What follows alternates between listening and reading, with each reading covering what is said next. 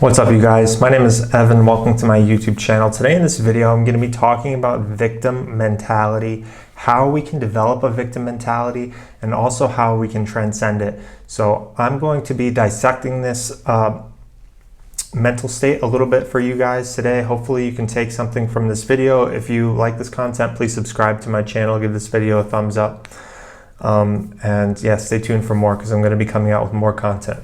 That being said, jump right into this right now. So what is a victim mentality and how do we develop a victim mentality? So as we go through our lives, we can experience traumatic events, and these events sometimes seem to come out of the blue. You know, you can just be having a normal day, and you could be hit by a bus, hit by a car, what have you, get in a car crash. You can, get robbed. There's a myriad of different experiences that we can have in this life that seem to come out of nowhere. And if we don't have an understanding of why these things happen in our lives, we can develop a lot of stories in our mind, like, why did this happen to me? I'm a good person. I didn't deserve this, etc. And as we create these stories in our mind, we think that we are the victim of life. This thing happened to me. I am now hurt or disabled or emotionally wounded. I am hurt on some level because of what happened to me, and so therefore I am a victim to life. And that is essentially the beginning of the victim mentality. We think that life did something to us and we are the victim of it. And so if we do not have an understanding of why these things can happen in our lives, we end up with these very limiting beliefs. And when we have these limiting beliefs in our mind, it becomes very difficult for us to move through life in an empowering way and to create the kind of life that we want to live. We end up becoming more passive, and we think that, oh, life is just something that's happening to me. There's nothing that I can do about it, etc., etc. And so if we don't have an understanding of karma and the unity of the nature of life, then it becomes very easy to develop these types of beliefs. So how does this relate to the psychedelic experience? How does this relate to karma?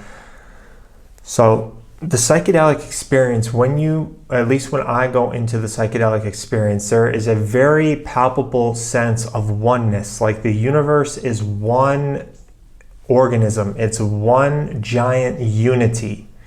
Everything is essentially one. Even though I feel like I am an individual, the universe, underneath the phenomenal existence of seemingly separate things, is actually one. And so when you can see that, when you can see the inherent oneness of the creation, you understand, okay, I am not separate from life. And if I'm not separate from life, then what I do will eventually come back to me in some way, shape, or form. To give a metaphor for this, it's like when you throw a stone into a still body of water. The ripples go outward, and they can travel very far, but they eventually hit the edge, and then they can come back into the same direction from which the stone was entered the water.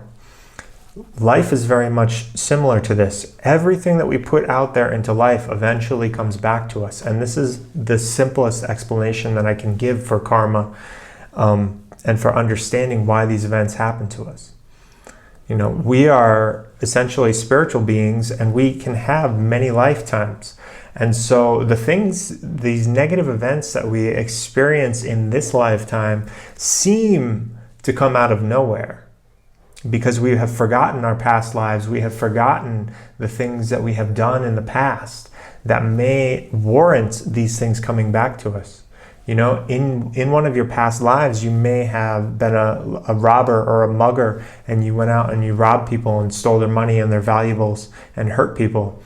And then you come into this life, you forget all about those deeds, and so when you're out in the street, in the city, somebody robs you and takes your money and hurts you, you end up thinking, oh, why did this happen to me? I'm innocent, I didn't deserve this, etc. But in actuality, that is simply a reflection, a ripple coming back to you from what you put out there into the universe, maybe not even in this lifetime, maybe in the past. And so if we can have an understanding of this, it begins to dissolve and to break down this victim mentality that we can have toward life, to say that, oh, you know, all of these bad things, all the suffering that I experienced in my life, all these things that I think that I didn't deserve are really just manifestations of the energy and the intention that I put out there into the universe coming back to me, okay? And so if we can understand karma, if we could see that, oh, these things are just manifestations coming back to me from things that I already put out there, then we can begin to live a more empowered life, and we can break down this victim mindset of saying, oh, these things that are coming back to me are really just a result of my own doing. You know, it says this in the Bible. You know, Jesus didn't really teach karma, and I'm not a religious person. I consider myself to be a spiritual person. But karma essentially was portrayed in the Bible as what you sow, so shall you reap. And what that meant was the seeds that you plant and that you put out there in the universe are what you will get back. And so every little intention that we have, every energy and thought and emotion and everything that we put out there into the universe will eventually come back to us. But this is a very empowering thing. It's a very, very empowering thing because it puts you back in the driver's seat. It shows you that, oh, I am the source of the things that happen to me in my life. I have more influence over my life than I thought. And so initially, it may be difficult to take the responsibility and to have the integrity to really see this. But once you can recognize it, it becomes a much more empowering way of living.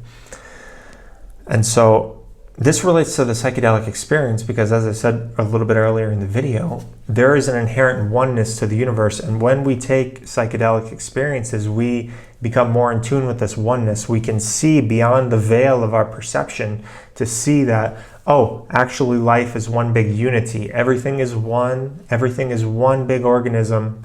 This is all connected through one big field of consciousness. And you know, even quantum physics is starting to show this now. They call it the unified field. This isn't even a theory anymore. It's not, the unified field isn't even a theory. It's an actual provable aspect of quantum physics. And so if we can understand these things, if we can understand that really life is just like a pond, it's just like a body of water, and the stones that I throw into the body of water are going to create ripples, and those ripples will eventually return to me. Everything returns to the source. Everything comes back. We can live a more empowering life. We can understand that we are the source of our life. We are not at the mercy of life anymore. We are not at the effect of life. We can live a more empowered existence. We could say, I am actually the source of the things that come back to me.